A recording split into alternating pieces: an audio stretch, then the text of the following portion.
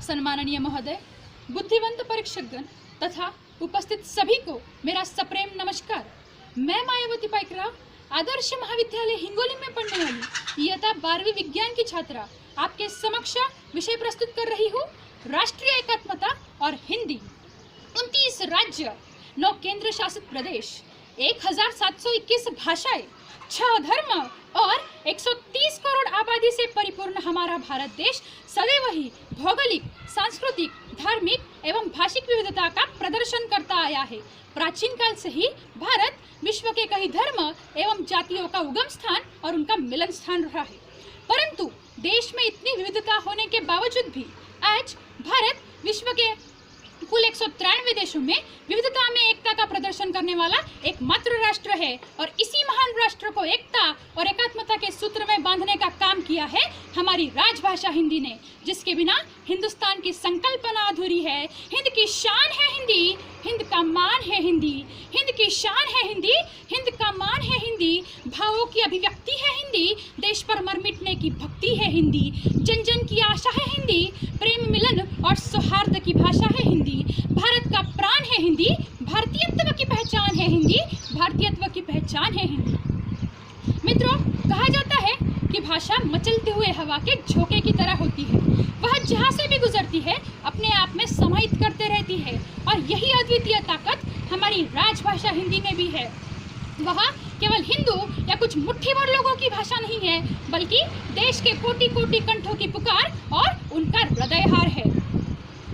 आज भारत देश में फैली हुई अन्य विविध भाषाओं एवं संस्कृतियों के बीच यदि भारतीय जीवन की उदात्तता और एकात्मता किसी एक भाषा में दिखाई देती है तो वह हिंदी ही है। मध्य प्रदेश में ग्वालियरी, पंजाब में पटियालवी, राजस्थान में पिंगल और बंगाल में ब्रजबुली के रूप में हिंदी भाषा ही फैली हुई है। आज देश के 80% लोग हिंदी पढ़ लिख और बोल सकते हैं और 95% लोग इसे किसी न किसी रूप में समझ सकते हैं। हिंदी भाषा की इसी व्यापकता एवं सहजता के कारण दिनांक 14 सितंबर 1949 में पारित भारतीय संविधान के अनुच्छेद 393 अनुसार हिंदी को भारत की राजभाषा होने की गरिमा प्राप्त हुई और आज हिंदी केवल भारत संघ की राजभाषा ही नहीं बल्कि 11 राज्य और 3 केंद्र शासित प्रदेश की प्रमुख भाषा भी है। मित्रों, प्राचीन काल में भी हिंदी जनभाषा रही है। डॉक्टर रामविलास शर्मा के अनुसार अकबर के महल में बोलचाल की भाषा हिंदी ही थी और इतना ही नहीं, अमीर खुसरो एक तुर्क होने के बावजूद भी हिंदी और फारसी में ही लिखते थे।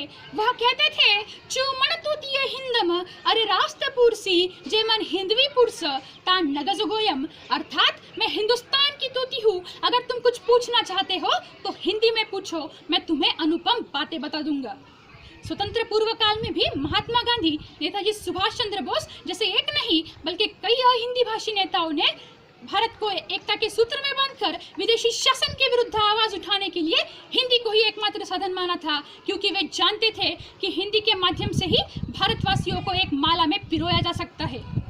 परंतु आज के इस आधुनिक युग में हम भारतवासी कहीं ना कहीं अपनी मातृभाषा को भूलते जा रहे हैं।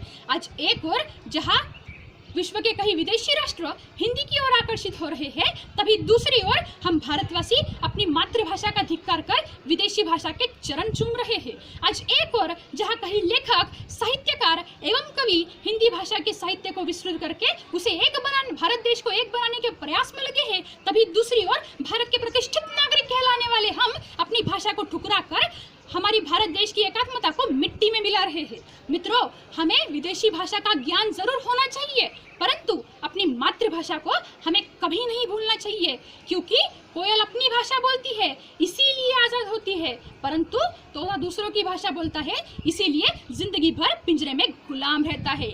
इस बात की गंभीरता को जब हम समझेंगे तभी राष्ट्रीय एकात्मता को बुलंद करते हुए हम भी चीन और जापान की तरह विश्व में प्रगतिशील राष्ट्र के रूप में जाने जाएंगे।